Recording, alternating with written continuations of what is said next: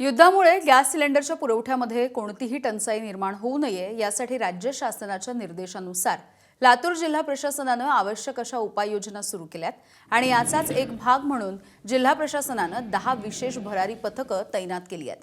या पथकांपैकी औसा तहसील कार्यालयाच्या भरारी पथकाने काल संध्याकाळी औसा शहरामधल्या काही हॉटेल्सवरती अचानकपणे तपासणी केली।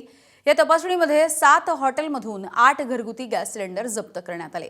घरगुती सिलेंडरचा व्यावसायिक वापर रोखण्यासाठी जिल्ह्यामध्ये अशा पद्धतीची कारवाई पुढे देखील सुरू ठेवण्यात येणार असल्याची माहिती प्रशासनाकडून देण्यात आली आहे। एबीपी माझा, उघडा डोळे बघा नीट।